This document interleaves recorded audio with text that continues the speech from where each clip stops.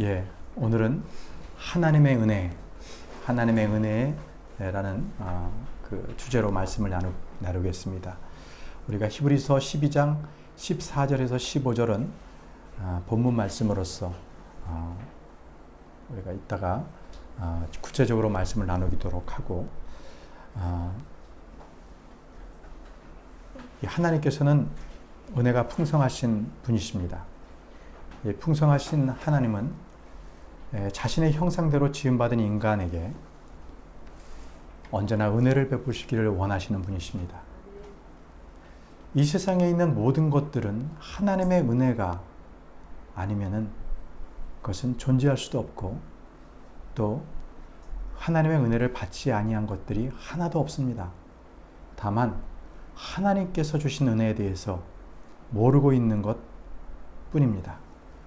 성경에 보게 되면 하나님의 은혜를 깨달은 사람들에 대한 그런 말씀이 나옵니다. 노아가 그랬고, 아브라함이 그랬고, 이삭과 야곱, 요셉이 그랬고, 다윗과 다니엘이 그랬습니다. 하나님을 믿는 사람들에게 은혜를 주셨습니다. 그러나 우리 하나님께서는 하나님을 믿지 아니하는 자, 악한 사람들에게도 일반적인 은혜를 주셨습니다. 만일 사람이 하나님의 은혜를 입지 못한다면 아마 우리는 하루도 살 수가 없을 것입니다. 우리 하나님께서는 그 은혜를 받았음에도 감사할지 모르는 사람들을 보고 하나님은 슬퍼하십니다.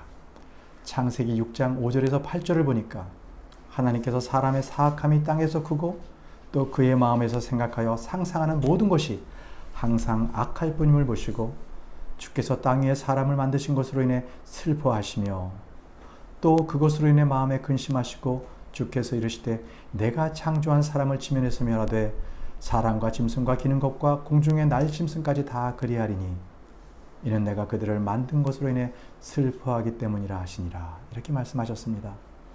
하나님의 은혜를 깨닫지도 못하고 감사할 줄 모르는 사람들은 죄와 더불어 살아가는 것입니다.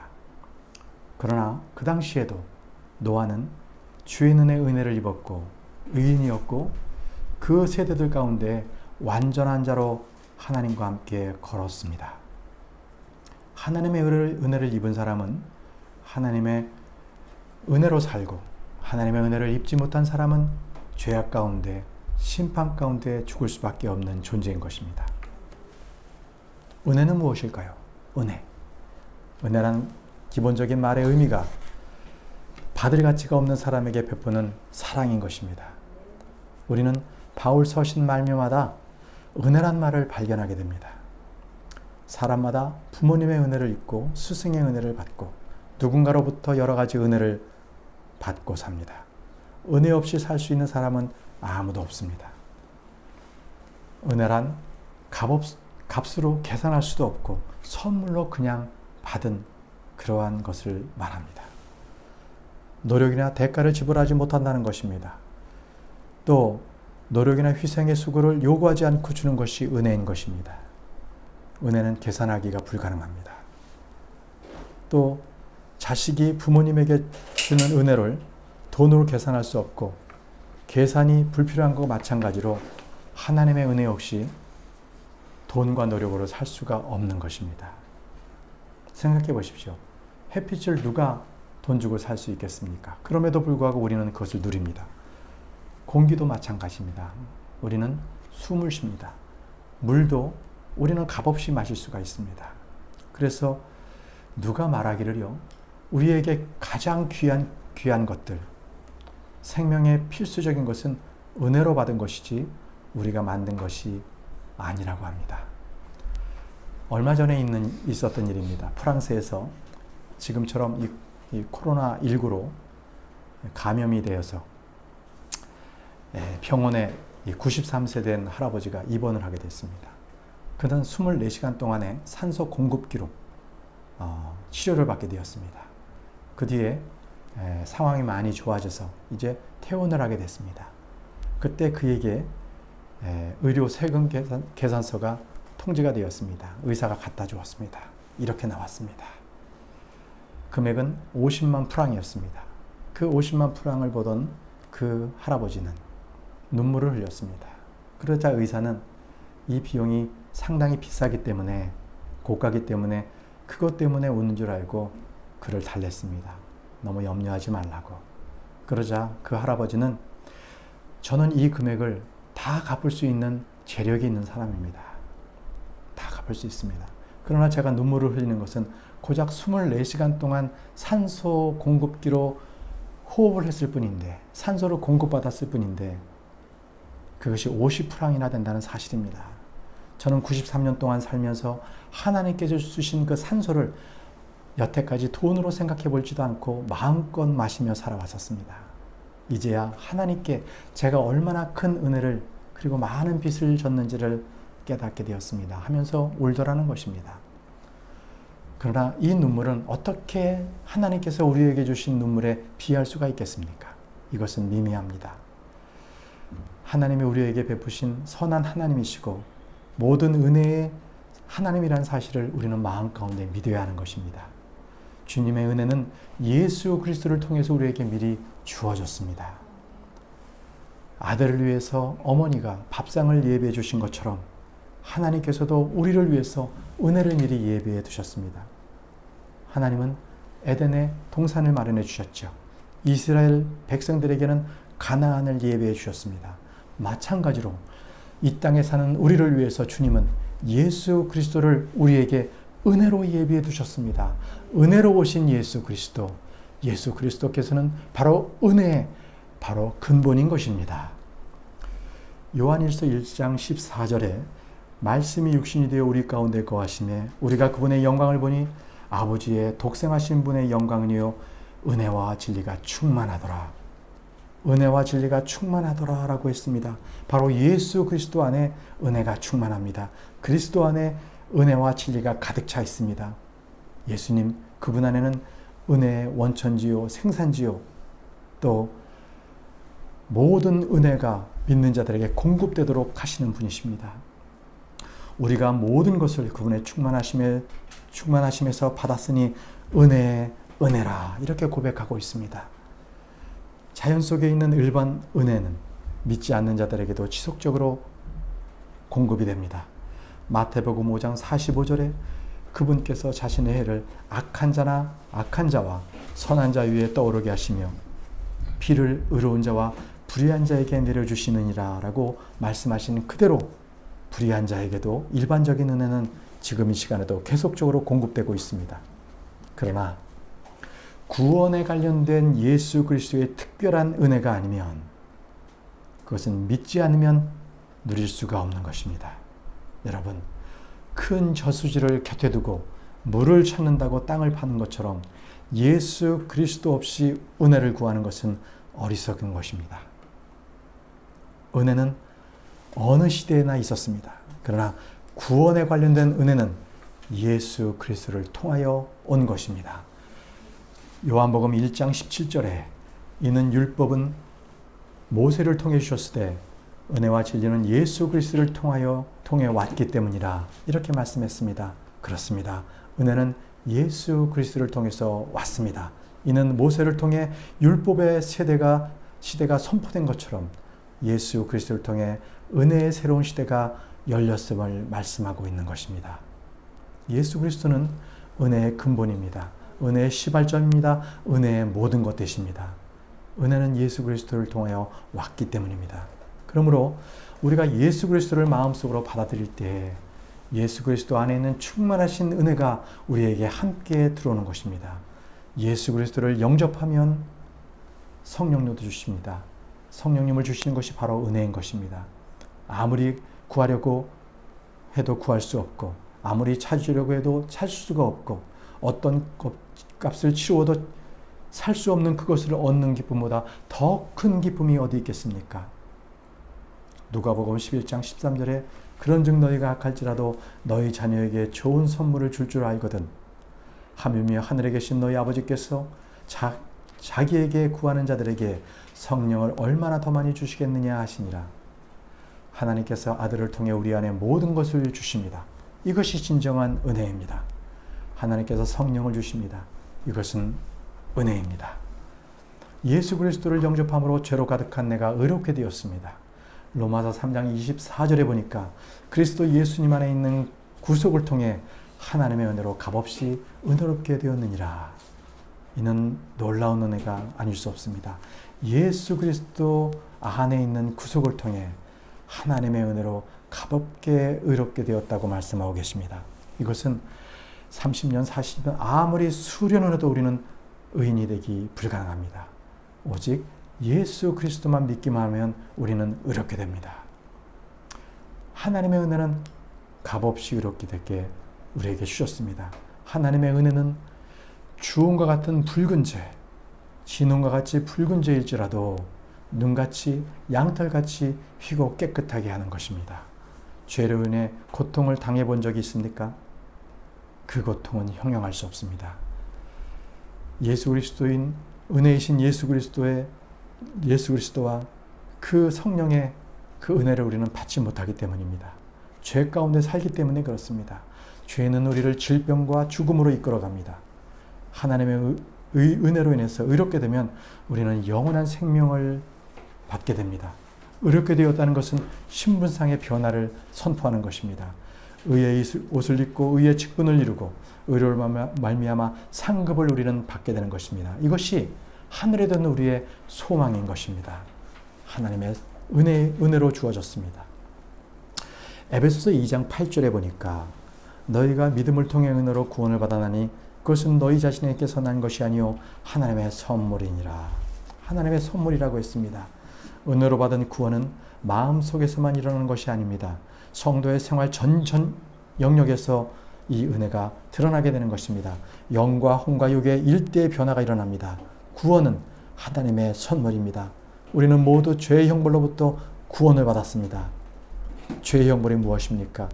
이 세상에 일어나는 모든 현상들은 그의 뿌리는 죄로부터 시작이 됩니다. 슬픔과 분냄, 짜증, 시기, 다툼, 욕설, 전쟁과 음행, 이 모든 죄악들은 죄의 현상들 뿐입니다. 죄의 결과로 나타나는 것 뿐입니다. 짜증과 성질은 바로 그러한 형벌이요 저주인 것입니다. 육신의 정욕에 끌려다는 것이 죄의 형벌인 것입니다. 바로 저주입니다. 여러분들이 악을 생각하고 입에 험담을 갖다가 쏟아놓고 시기하고 성질을 내는 것은 여러분의 인격과 교양의 수양에 덜 된 문제가 아니라 바로 죄의 형벌인 것입니다. 그런 일들을 하면 마음이 기뻐집니까? 또 악인이 죄를 짓는다고 해서 그 악인이 마음이 기쁘겠습니까? 결코 그렇지 않습니다. 기쁘지 않습니다. 죄의 저주여 형벌을 받았기 때문에 결국은 그의 혼과 영과 육을 괴롭히게 되는 것입니다. 지옥의 형벌은 지금 이 시간에도 계속적으로 나타나고 있습니다.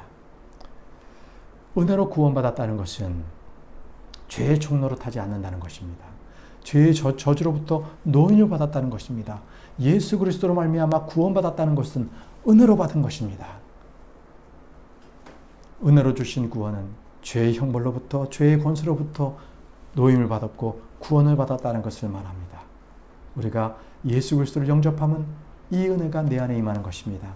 예수 그리스도를 믿을 때 임하는 은혜를 받아서 죄의 형벌, 죄의 저주로부터 자유와 해방을 맛보시기 바랍니다. 이것이 은혜의 선물인 것입니다. 하나님을 믿는 자들에게는 값없이 이것을 주셨습니다. 사람이 바뀌는 것은 점진적인 것이 아니라 한순간에 우리를 구원하시고 하나님의 은혜를 우리 가운데 주시는 것입니다.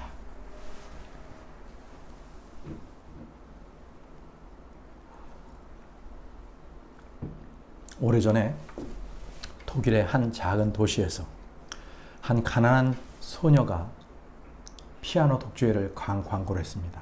이 소녀는 그 당시에 아주 유명한 헝가리 작곡가이기도 하고 천재 피아니스트인 리스트라는 사람의 제자라고 거짓 광고를 했습니다. 그런데 문제가 발생이 됐습니다. 내일 독주회를 하기로 돼서 포스터를 여기저기 다 붙여놨는데 그 유명한 그 피아니스트가 그 작은 도시로 온다라는 거예요. 분명히 그 포스터를 보게 될 것이고 또 소문을 들어서 알 것이기 때문에 그녀는 안절부절 못했습니다. 결국은 그녀는 그 리스트라는 그러한 거장을 찾아가기로 했습니다. 그래서 면담을 요청했습니다. 그리고 이렇게 얘기했습니다. 울면서 자기의 잘못을 갖다가 고백했습니다. 그리고 그분에게서 마땅히 치러야 될 책망을 기다리고 있었습니다. 그때 리스트는 이렇게 얘기했습니다. 당신은 확실히 매우 큰 잘못을 저질렀지만 우리는 누구에게나 그러한 실수를 할 수 있는 법입니다. 당신이 나에게 와서 고백하는 것을 보니까 당신은 자신의 잘못을 뉘우치고 있는 것이라고 생각을 합니다. 당신의 그 연주를 한번 듣게 해주십시오. 해서 그 자리에서 연주를 하겠습니다. 그 소녀는 기쁘기도 했지만 이 피아니스트의 대가 앞에서, 천재 앞에서 자기의 그 보잘것없는 피아노 연주를 한다는 것이 겁이 나기도 했습니다. 그래서 떨리는 마음으로 연주를 했습니다. 크리스트가 그 소녀의 연주에 몇 곳을 이렇게 교정을 해줬어요. 이렇게 바꿔서 한번 연주해봐라. 그리고 나서 이렇게 얘기했습니다. 저는 지금 당신을 가르쳤습니다. 당신은 지금 나의 제자가 되었습니다. 내일 연주에도 문제 없습니다. 그러나 그 연주의 맨 마지막 곡은 제가 하겠습니다. 이렇게 했어요. 실제 그 리스트는 그 연주회의 맨 앞좌석에 참석을 했고 그 연주회를 바라봤고 맨 마지막에 연주 끝날 때 그가 무대에 올라가서 자신이 직접 연주를 했습니다. 많은 사람들은 환호했고 박수와 갈채를 보냈습니다. 그 연주회는 성공적으로 끝났습니다. 리스트는 가난한 그 소녀에게 은혜를 베풀었습니다. 그 가난한 소녀는 은혜를 입었습니다. 바로 이런 것이 은혜입니다. 그러나 예수 그리스도께서 우리를 위해서 십자가에 달려 죽으신 그 은혜는 지금과 같은 이 사례로는 비교도 될 수 없는 것입니다. 그렇게 크나큰 것입니다. 어떻게 예수 그리스도께서 주신 그 은혜를 이렇게 작은 것에 대해서 우리가 비교할 수가 있겠습니까? 예수님은 우리에게 주셔야 될 하나님의 은혜를 다 주시기 위해서 그 부분은 고난도 받고요. 멸시도 받고 그 모든 고통을 감수하셨습니다. 그분은 마지막에 십자가에 달려 죽으시면서 자신의 물 한 방울, 피 한 방울까지 바로 우리를 위해서 다 흘리신 은혜를 베풀어 주셨습니다. 예수 그리스도를 믿으십시오. 그 은혜를 받으십시오. 그리고 의롭게 되십시오. 그리고 은혜로 사시는 여러분들이 되시기를 바랍니다. 주님의 은혜는 우리와 동행하는 것입니다. 우리 한번 출애굽기를 가보겠습니다. 출애굽기 33장 16절에서 17절입니다. 출애굽기 33장 16절에서 17절. 나와 주의 백성이 주의 눈앞에서 은혜를 입은 줄 여기서 무엇으로 알리이까? 주께서 우리와 함께 가시는 것이 아니니까. 그리하여 우리 곧 나와 주의 백성이 지면 위에 모든 백성으로부터 구별되리이다 하매 주께서 모세에게 이르시되 내가 말한 이 일도 내가 하리니 내가 내 눈앞에서 은혜를 입었으며 또 내가 너를 이름으로 아느니라 하시니라.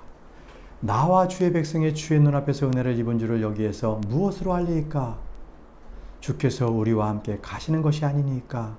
이렇게 모세는 고백했습니다. 33장 16절에서 17절입니다. 주님이 우리와 함께하는 것이 주님의 은혜라고 말씀하고 계십니다. 그렇습니다. 이스라엘 백성과 함께 동행하시던 주님께서 오늘날 우리와 함께 하십니다. 이것이 바로 하나님의 은혜입니다. 하나님은 우리를 홀로 버려두거나 가만히 멀리서 팔짱 끼고 보지 않으십니다. 쳐다보지 않으십니다. 방관자가 아니십니다. 주님은 우리와 함께 하시는 분이십니다. 주님은 우리에게 말씀하십니다. 이사야서 41장 10절에는 너는 두려워하지 말라. 내가 너와 함께 하느니라. 놀라지 말라. 나는 내 하나님이니라. 내가 너를 강하게 하리라. 참으로 너를 도와주리라. 참으로 내가 의의 오른손으로 너를 떠받쳐 주리라. 주님이 함께 하시는 것을 통해 우리는 주님의 은혜를 알 수 있습니다. 주님은 언제나 어디서나 우리와 함께 하시는데 이것이 바로 참된 하나님의 은혜인 것입니다. 그렇지만 우리가 은혜를 받았을 때 그 받은 것에 대한 합당한 은혜에 대한 삶을 살아야 됩니다. 은혜를 받았다고만 해서 좋은 것이 아닙니다. 은혜를 받기보다 은혜를 감당하기가 어렵다는 말이 있습니다. 은혜를 헛되이 받아서는 안 됩니다. 고린도후서 6장 1절에 그런즉 우리가 그분과 함께 일하는 일꾼으로서 너에게 간청하노니 너희는 하나님의 은혜를 헛되이 받지 말라. 하나님의 은혜를 헛되이 받지 말라라고 경고하고 있습니다. 어떤 이는 은혜를 세귑거리로 바꾸기도 합니다. 이들은 거짓 교사들입니다. 유다서 1장 4절에 이는 알지 못하는 가운데 기어들어오는 어떤 자들이 있기 때문이라. 그들은 이 정죄를 받도록 옛적부터 미리 정해진 자들이요 우리 하나님의 은혜를 세귑거리로 바꾸고 유일하신 주 하나님과 우리 주 예수 그리스도를 부인하는 경건치 않은 자들이니라.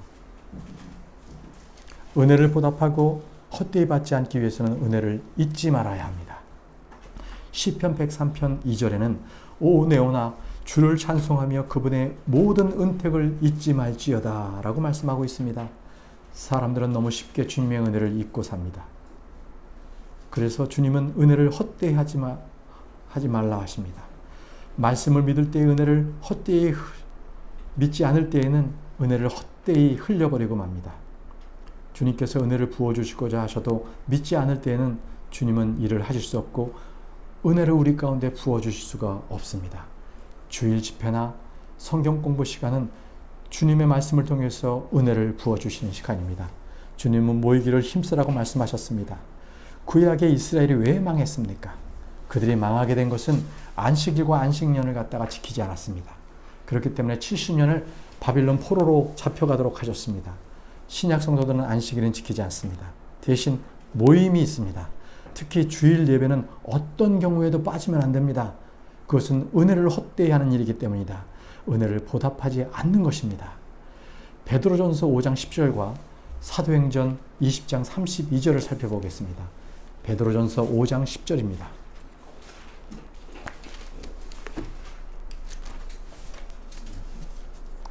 베드로전서 5장 10절. 그러나 모든 은혜의 하나님 곧 그리스도 예수님을 통해 우리를 부르사 자신의 영원한 영광에 이르게 하신 분께서 너희가 잠시 고난을 받은 뒤에 너희를 완전하게 하고 굳건하게 하시며 강하게 하시고 정착시키시리니. 모든 은혜의 하나님께서 너희를 완전하게 하시고 굳건하게 하시며 강하게 하시고 정착시키신다고 말씀하십니다. 모든 은혜의 하나님이 되십니다. 하나님은 외모에 구별이 없으십니다. 인종, 성별, 나이, 민족, 빈부의 격차 전혀 없습니다. 하나님은 모든 은혜의 하나님이 되십니다. 사도행전 20장 32절로 가보겠습니다. 사도행전 20장 32절. 사도행전 20장 32절 말씀입니다.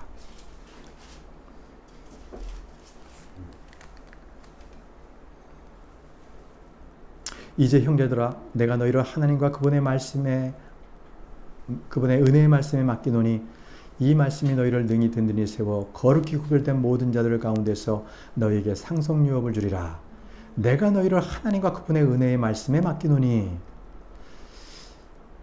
이 성경을 읽을 때 여러분은 은혜의 말씀을 눈으로, 귀로, 입으로 듣고 보고 맛보게 됩니다. 우리의 혼은 은혜를 받게 되는 것입니다. 주님의 은혜는 바로 은혜의 말씀을 통해 드러나게 됩니다. 말씀을 보니까 하나님과 그분의 은혜의 말씀에 맡긴다고 했습니다. 하나님과 은혜의 말씀을 동일시하고 있습니다. 은혜의 말씀과 은혜의 하나님과 은혜의 말씀은 동일한 신성, 동일한 권능, 동일한 인격을 지니고 있기 때문입니다. 성도를 세우는 분은 누굽니까?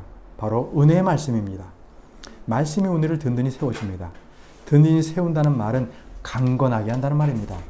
이 두 구절을 갖다가 비교해 본다면 은혜의 하나님께서 우리를 모두 완전하게 굳건하게 강하게 정착시키시고 또 은혜의 말씀이 은혜의 말씀 가운데에서 하나님은 사역한다는 이 동일한 사역을 하신다는 것을 알 수가 있습니다. 은혜의 하나님과 은혜의 말씀이 동일합니다. 성도들에게 동일한 영향을 미치고 있는 것입니다. 사도들은요, 은혜의 말씀에 대해서 증거를 했어요. 사도행전 14장 3절에 보니까 그러므로 그들이 오랫동안 머물며 주 안에서 담대하게 말하며 그분께서 그들의 손으로 표적들과 이적들을 행하게 허락하사 자신의 은혜의 말씀에 증거를 주시니라. 그들이 전한 말씀은 은혜 복음이었습니다. 또 주님도요, 은혜의 말씀을 갖다가 전했어요. 누가복음 4장 21절에는요, 모두가 그분에 대해 증언하고 그분의 입에서 나오는 은혜로운 말씀들에 놀라서 이르되 이 사람은 요셉의 아들이 아니냐 하더라. 그분의 입에서 은혜로운 말씀이 나왔다고 했습니다. 제자들이 전한 복음과 심판과 저주의 말씀, 이렇게 전하고 난 뒤에는 그대로 끝나지 않았어요. 제자들은 꼭 죄에 대한 질책과 책망이 쏟아져도 그 끝에는 꼭 은혜의 복음을 전했습니다. 이는 우리 구주 예수 그리스도의 십자가의 죽으심이 우리에게 은혜를 주셨기 때문입니다. 사도행전 20장 24절에 보니까 이 일들 중 어떤 것도 결코 나를 움직이지 못하게 하며 또한 내가 나의 생명도 내게 귀한 것으로 여기지 아니하노니 이것은 내가 달려갈 길과 주 예수님께 받은 사역 곧 하나님의 은혜의 복음을 증언한 일을 기쁨으로 끝마치고자 함이라. 이렇게 말씀하고 계십니다. 주 예수님께 받은 사역 곧 하나님의 은혜의 복음을 증언하는 일, 이것을 사도 바울은 고백하고 있어요. 주님은 죄에 대해 분노하시고 죄는 미워하시지만 그것들은 모두 은혜를 주시기 위함입니다. 죄에 대해 분노하고 미워함이 있으면 회개하면 됩니다. 은혜를 갖다가 베풀 수 있는 근거를 마련해 주셨습니다. 여러분들 가운데 아직 예수 그리스도를 모르십니까? 예수님께서는 죄를 미워하십니다. 불법을 가증하게 여기십니다. 그러나 자신 앞에 돌아오는 죄인에 대해서는 은혜를 베푸십니다. 마음이 상하고 찢어질지라도 주님께서는 싸매시고 고치시고 은혜의 말씀으로 회복시켜 주십니다. 여러분들 마태복음 13장에는요 씨 뿌리는 비유가 나옵니다. 이 씨 뿌리는 비유에는 우리가 어떻게 해야 하나님의 은혜를 받을 수 있는지를 잘 나타내주고 있습니다. 하나님의 은혜를 받으면은 놀라운 열매들을 맺게 되는 것입니다. 그 열매가 하나님의 은혜를 받았다는 객관적인 증거가 되기도 합니다. 하나님의 은혜를 받았다면 그 마음 가운데 기쁨과 평안이 넘칩니다. 자, 우리의 마음밭이 그래서 중요한 것입니다. 마음에 씨가 뿌려져도 말씀의 씨가 뿌려도 우리의 마음밭이 완악하거나 굳어 있으면 하나님의 은혜를 받을 수가 없습니다. 씨는 하나님의 말씀이요 씨를 뿌리는 자는 농부십니다. 바로 예수님을 말씀하십니다. 그리고 여기에는 마태복음 13장에는 네 종류의 그 사람들의 말씀이 나오는데 그 마음의 밭이 나옵니다. 길가, 돌밭, 가시나무 좋은 땅인 것이죠. 자, 예수님께서는 창조주시고 완전하신 분이시기 때문에 그분의 말씀은 놀라운 권세와 능력이 있습니다.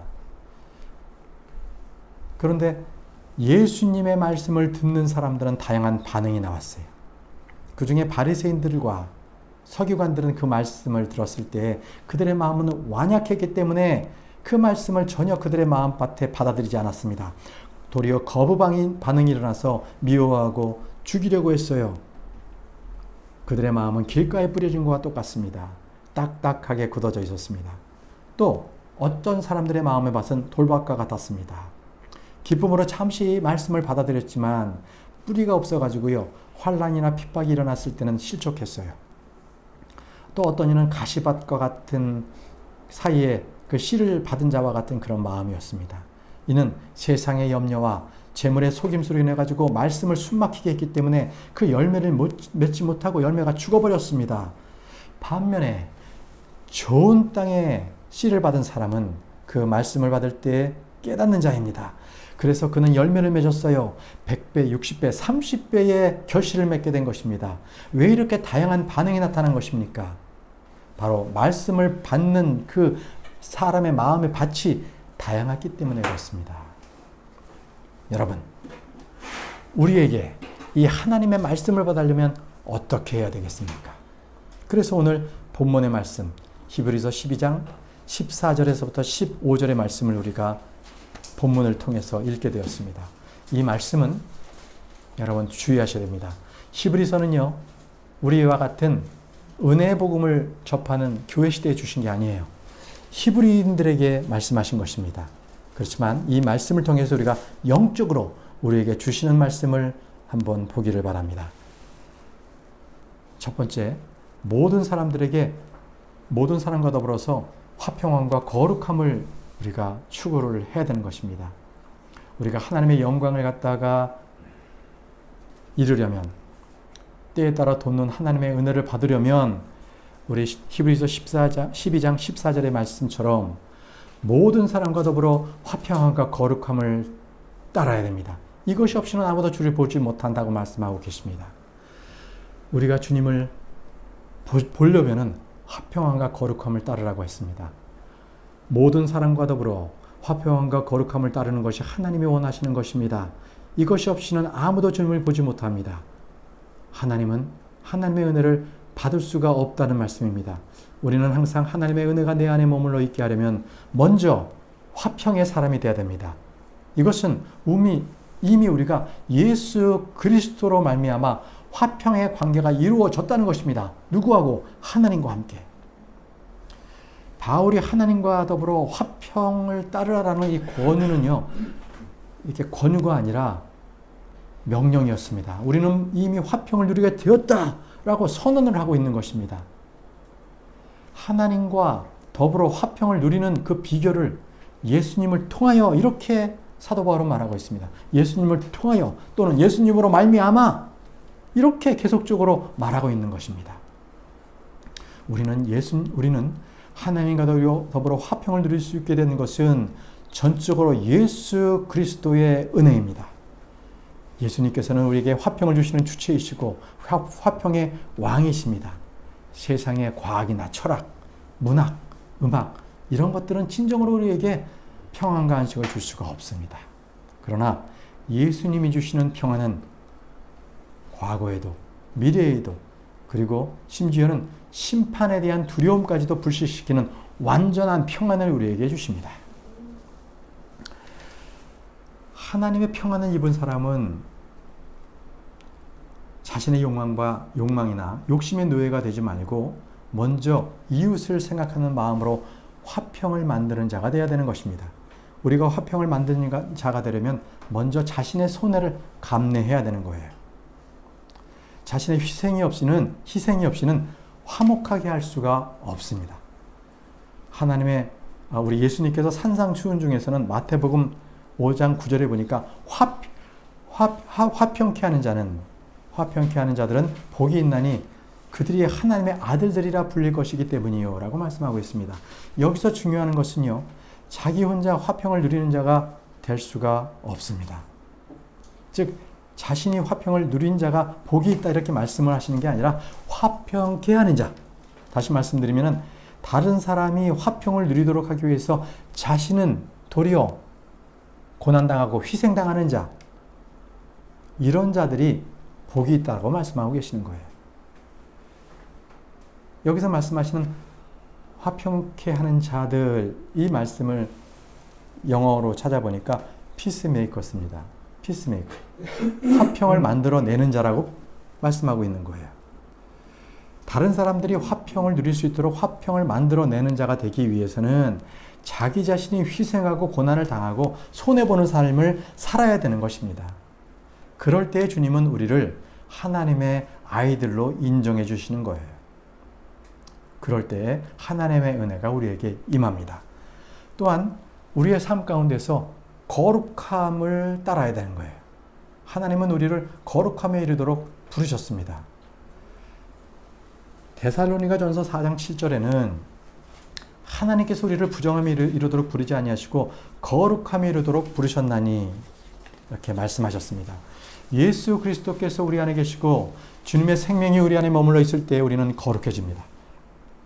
거룩함에 이르는 것은 인간의 노력으로는 할 수 없습니다. 오직 하나님께서 우리에게 거룩함에 이르도록 해주신 것입니다. 나는 너희를 거룩히 구별하는 주니라 라고 말씀하셨습니다. 우리는 항상 하나님의 거룩함에 이르기 위해서 우리의 마음을 다하여서 혼을 다하여서 그리고 생각을 다하여서 하나님을 사랑해야 합니다. 요셉은요, 성전 안에서 거룩하게 산 사람이 아닙니다. 도리어 이방인의 집에서 정직하고 성실하게 그렇게 세상과 구별돼서 살았어요. 그의 마음 가운데는 거룩함이 있었습니다. 그래서 하나님께서는 그와 함께 하셨어요. 그에게 복을 주셨죠. 그로 인해서 요셉은 보디발의 인정을 받아서 그의 집을 감독하는 자가 되었습니다. 다니엘을 보십시오. 다니엘과 그 세 친구는 이스라엘에서 또는 예루살렘 성전에서 거룩하게 된 것이 아닙니다. 그들은 하나님의 말씀에 순종해서 하나님께 거룩하게 이루도록 남아있는 자가 되었습니다. 그래서 그들은 우상의 도시고 타락하고 부패했던 그 당시에 최강국이었던 바벨론에서 또 거짓과 술수가 난무했던 그 정치하는 세계에서 그들은 참되게 거룩하게 살았습니다. 그 모습을 보고 바벨론 왕은 인정을 했어요. 하나님이 누구신지를 보여주었고 하나님께 영광 돌리는 삶은 그들은 살았습니다. 그때 환난과 핍박이 그들에게 왔습니다. 왕의 숭배와 우상에게 절하라고 할 때 다니엘의 세 친구들은 단호하게 거절했습니다. 협상하지 않았습니다. 오직 하나님께만 기도했습니다. 그때 그들은 맹렬히 불타는 용광로에 들어가서 끝까지 그들은 믿음을 지켰습니다. 하나님께서는 그들과 함께 하셨어요. 그 불타는 용광로의 한가운데서 그들을 건져주셨습니다. 살아계신 하나님을 보여주셨던 것입니다. 여러분, 세상에 우리를 힘들고 어렵게 할수록 더욱더 하나님의 은혜를 구하십시오. 그래서 우리는 하나님의 능력으로 그리고 거룩함에 이르도록 죄와 악한 영과 싸워 이기시기 바랍니다. 두 번째로는요, 하나님의 은혜에 이르지 못하게 하는 원인들을 우리는 제거해야 되는 것입니다. 우리로 하여금 하나님의 은혜에 이르지 못하는 원인이 무엇입니까? 히브리서 12장 15절 우리 본문 말씀해 보게 되니까 부지런히 살펴 하나님의 은혜에 이르지 못하는 자가 없게 하고 쓴뿌리가 돋아나 너희를 괴롭게 하거나 그것으로 말미암아 많은 사람이 더럽게 되지 않도록 할지니. 우리로 하여금 하나님의 은혜에 이르지 못하게 하는 자들이 없도록 해야 되는 것입니다. 잠언 27장 17절에 보게 되면 쇠가 쇠를 예리하게 하는 것 같이 사람이 자기 친구들의 얼굴을 예리하게 하느니라, 이렇게 말씀하고 계십니다. 여러분, 내 주변에 하나님의 은혜를 받지 못하도록 육에 속한 사람들, 부정적인 사람들, 타락한 사람들을 두어서는 안 되는 것입니다. 쇠가 쇠를 예리하게 하는 것 같이 내 옆에 있는 사람들은 믿음에 바로 선 사람들, 성경의 말씀대로 믿는 사람들을 내 친구로 둬야 되는 거예요. 또 우리로 하여금 하나님의 은혜에 이르지 못하도록 하는 쓴뿌리를 제거해야 돼요. 쓴뿌리는요, 우리가 하나님 앞에서 죄를 범하고 죄악 가운데에서 살고 또 주님을 부인하는 자, 그리고 자신 자체의 자아에서 삶을 살아가고 그리고 자신의 욕망대로 사는 사람들, 세속적인 사람들, 또 인본주의적인 사상으로 해가지고 내 안에 거인이 숨어 있으니까 그 거인을 일깨우면 너는 신과 같이 된다, 이렇게 하는 인본주의 사상, 또 돈을 최고라고 하는 그러한 물질 만능주의, 하나님은 없다, 오직 진화해서 이렇게 만들어졌다 하는 그러한 타락한 사람들, 이런 사람들은 하나님의 은혜를 받지 못하게 하는 것입니다. 우리는 이런 죄악된 세상에 살면서 전적으로 타락한 생각, 부패한 마음을 가지고 있는 그러한 것들에 대해서 우리는 그들을 멀리해야 되는 것입니다. 우리의 마음 속에 수많은 악한 생각, 부정적인 생각, 상처받은 그러한 감정들, 분노, 시기와 질투, 근심과 걱정, 두려운 것들이 우리의 마음속을 계속적으로 찾아옵니다. 이런 것들이 계속 찾아올 때 우리는 말씀을 떠나게 되면 우리의 마음이 아주 굳은 마음이 되는 거예요. 성경 말씀으로는 뻣뻣한 마음이 되는, 뻣뻣한 마음. 이 뻣뻣한 마음은요, 나도 모르게 죄를 행하게 하는 거예요. 하나님의 말씀이 계속적으로 멀어지는 거예요. 이 부정적인 생각을 갖게 되는 것들이 바로 이런 마음입니다. 결국은 이 뻣뻣한 마음을 갖게 될 때 우리는 하나님의 은혜를 받지 못하는 상태가 되는 것입니다. 도리어 타락하고 부패하게 만드는 것입니다. 여러분, 오늘도 제가 교회를 위해서 여러분들 기도를 요청드렸습니다.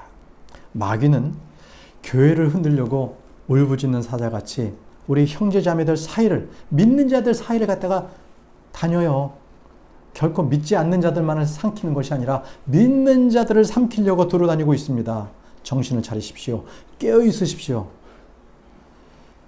여러분, 사람의 말에 기울이지 마세요. 누가 어땠다더라, 누가 이랬다더라, 말과 말의 소문을 갖다가 듣지 마십시오. 그것은 여러분들에게 상처를 내고 사람들의 마음을 분간시켜요. 아주 그것은 마귀가 하는 일입니다. 험담이나 부정하고 악한 생각들을 버리시기 바랍니다. 교회 내에서 그것은 마귀가 하는 일입니다. 여러분, 우리가 세상으로부터 악한 사귐으로부터 분리를 하는 것, 바로 이것은 우리가 말씀을 한번 보겠습니다. 고린도후서 6장 17절에 나옵니다. 고린도후서 6장 17절.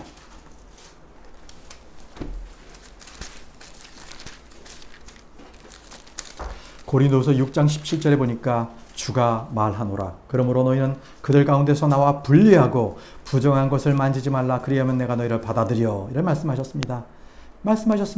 너희는 그들 가운데서 나와서 분리하라고 하십니다. 여러분, 우리가 교회 가운데 있지만 믿지 않는 사람들을 만날 수 있습니다. 그러나 그들의 말을 귀를 기울이지 마십시오. 그들이 우상 숭배에 대해서 쫓아가지 마십시오. 그들과 분리하시기 바랍니다. 온전히 하나님의 말씀에만 집중하시는 여러분들이 되시길 바랍니다. 그리할 때 우리의 부정적인 생각, 그리고 우리 마음 가운데 완고함을 주님께서 치유해 줄 수 있습니다. 하나님은 말씀하셨어요. 나는 너를 치유하는 주니라. 하나님은 우리의 모든 질병과 아픔과 모든 병을 다 치유해 주신 분이세요. 죽음과 죄로 인해서 생기는 모든 문제까지도 깨끗하게 치유해 주시는 분이십니다. 하나님은 애굽에 임한 모든 재앙이 이스라엘 백성들에게 임하지 않도록 친히 막아주셨던 분이십니다. 모든 질병을 고쳐주시는 모든 치료의 근본이신 의사가 되시는 분이십니다. 내 앞에 죄로 인해서 고통의 슬픔, 슬픔의 눈물, 그리고 슬퍼의 쓴물, 이 모든 것들이 내 앞에 놓여있다 할지라도 두려워하지 마십시오. 좌절하거나 낙심하지 마십시오. 오직 주님께서는 우리에게 정말 우리 마음 가운데서는 삭막하고 황량한 광야와 같고 정말 마라의 쓴물과 같은 내 인생이지만 내 인생이 기쁨과 소망과 평안이 넘치는 그러한 인생으로 바뀌게 해주시는 분이 우리 주님이십니다. 이제 주님의 은혜를 맛본 자들은 어떻게 살아야 되겠습니까? 우리는 하나님의 사명자로 살아야 됩니다. 하나님의 사명자. 사람들은요, 처음에 지음받았을 때부터 하나님의 사명을 받았어요. 그러나 죄로 말미암아 사명을 잃어버렸죠. 먹고 사는 문제가 우리 인생에 있어서 전부가 되어버렸습니다. 그러나 은혜를 받음으로 우리는 주님 앞에서 사명을 회복하게 되었습니다. 에베소서 3장 7절에 내게 주신 하나님의 은혜의 선물에 따라 그분의 권능의 효력 있게 활동함을 힘입어 내가 이 복음의 사역자가 되었노라. 하나님의 은혜의 선물에 따라 이 복음의 사역자가 되었다고 말했습니다. 하나님의 은혜를 맛본 자들은 결코 자신의 육신을 위해서 살지 않습니다. 이 땅을 위해서 살지 않습니다. 오직 하나님께서 자신에게 주셨던 사명, 그 사명의 전 인생을 걸고 사는 것입니다. 하나님의 은혜는 그 은혜를 받은 사람은 예외 없이 모두 복음의 사역자가 되게 만드십니다. 십자가의 전달자가 되게 만드십니다. 부활의 증인이 되도록 만드시는 분이십니다. 여러분, 때를 얻든지 못 얻든지 복음을 전파하시기 바랍니다. 성령의 은사를 통해서 서로 각자를 섬기시는 여러분들이 되기 바랍니다. 성령의 열매를 맺음으로써 하나님께 영광을 누리시기 바랍니다. 여러분들은 모두 사명이 주어져 있습니다. 기도해야 될 사명이 있습니다. 모든 성도들을 위해서 기도해야 될 의무가 있습니다. 서로의 짐을 나누어 줄 의무가 있습니다. 믿음과 선행으로서 서로의 의무를 나눠주십시오. 서로 사랑하고 섬겨야 될 의무가 우리에게 있습니다. 우리는 주님께 대한 의무와 이웃을 향한 의무가 있습니다. 이것을 성경은 사명이라고 얘기를 하고 있습니다. 주님이 우리에게 은혜의 선물을 주신 것은 첫 번째, 복음의 사역자가 되라는 말씀이었습니다. 두 번째가 이 주님의 은혜를 영광을 찬양하게 하려 하심이라고 말씀하고 계십니다. 에베소 1장 6절에 보니까 자신의 은혜의 영광을 찬양하게 하셨느니라. 그 은혜 안에 그분께서 그 사랑한 자 안에서 우리를 받아주셨으니 자신의 은혜의 영광을 찬양하게 하셨느니라고 하셨습니다. 에베소 2장 7절에는 이것은 그분께서 그리스도 예수님을 통해 우리에게 베푸신 은혜 속에 담긴 자신의 은혜의 지극히 풍성함을 다가오는 시대들 속에 보여주려 하심이라. 자신의 은혜의 지극히 풍성함을 보여주려 하심이라. 하나님의 은혜를 받은 사람은 무직자가 없습니다. 할 일이 없는 무의도식하는 사람이 없습니다. 사람은 누구나 자신이 맡은 사명이 있을 때 강권해집니다. 의욕이 솟아납니다. 할 일이 없는 그것은 큰 비극입니다. 정신병자들은 대부분이요, 자신이 해야 될 일을 찾지 못했을 때 그 병이 온다고 합니다. 의미 있는 일을 갖다가 발견하게 되면 그 사람은 정말 해야 될 사명을 느끼게 되는 것이고, 의미 있는 일을 발견하지 못한 사람은 인생이 허무하고 연약해지고 마침내 병이 들어서 죽음에 이르게 되는 것입니다. 하나님의 은혜를 입을 때 하나님을 찬양하게 됩니다. 자신이 해야 될 일이 눈앞에 들어오게 되는 것이고, 우리는 그것을 사명으로서, 소명으로서 우리가 그것을 행하게 되는 것입니다. 여러분, 오늘 우리가 하나님의 자녀가 된 것은 갈보리 십자가 때문입니다. 하나님께서 독생자를 이 땅에 보내셔서 세상 죄를 제거하시는 어린 양이 되게 하셨기 때문에 우리에게 새 생명을 주셨습니다. 인간은 스스로 죄를 깨닫지 못합니다. 여전히 하나님 되기를 싫어하는 모습을 보이기 때문에 주님께서 친히 이 땅 가운데 오셨습니다. 인간이 스스로 찾지도 않고 스스로 돌이켜서 의의 길을 걷지도 않는데 주님께서 찾아오신 것입니다. 우리를 의롭다고 불러주셨습니다. 이것은 하나님의 결단입니다. 하나님의 은혜는 우리를 위해 예수 그리스도를 죽게 하신 것입니다. 그것이 하나님의 은혜입니다. 바울은 그래서 하나님의 은혜와 사랑을 이렇게 찬양했습니다. 로마서 5장 7절에서 8절에 의로운 사람을 위해 죽으려 하는 자가 거의 없고 선한 사람을 위해 감히 죽고자 하는 자가 혹 있거니와 우리가 아직 죄인이었을 때 그리스도께서 우리를 위해 죽으심으로 하나님께서 우리를 향한 자신의 사랑을 당당히 제시하시느니라. 우리가 아직 죄인이었을 때 그리스도께서 우리를 위해 죽으심으로 하나님께서 우리를 향한 자신의 사랑을 당당히 제시하시느니라. 우리가 혼란과 공허함이 가득한 이 세상에 살아갈 때 오직 우리의 힘은 하나님의 은혜입니다. 우리가 일어날 힘이 전혀 없을 때 우리에게 다가와서 손잡아 주시는 것은 하나님의 은혜인 것입니다. 복음은 하나님의 은혜를 믿으면 누구든지 어떤 상황이든지 세워줄 수 있다는 것입니다. 우리의 힘으로는 어떻게 해도 불가능하지만 하나님의 은혜는 우리의 모든 것을 바꾸어 놓습니다. 하나님은 우리를 약하게 만들지 않습니다. 도리어 하나님의 은혜 가운데 능력 있게 살게 하십니다. 은혜면 족하다는 그 믿음이 우리의 힘이 되고 능력이 되는 것입니다. 더구나 우리를 이끄시는 하나님께서 진리의 말씀으로 우리를 낳으셨지 않습니까? 우리를 아들로 삼지 않으셨습니까? 우리는 그분이 우리의 피난처 되시고 힘이 되시고 고통 중에 즉시 만날 도움이 되시는 분이십니다. 무엇이 두렵습니까? 우리는 모든 창조물의 주권자시고 왕들의 왕, 주들의 주 되신 그 하나님의 자녀가 된 것입니다. 여러분 일어나십시오. 당당하게 세상에 나가십시오. 그리고 세상을 향해 이렇게 외치십시오. 세상의 악함, 패역함, 음란함을 여러분들은 증언의 길로서 선포하시고 증언자가 되시기를 바랍니다. 하나님의 은혜면 모든 것이 내게 족합니다. 기도하겠습니다. 하나님, 주의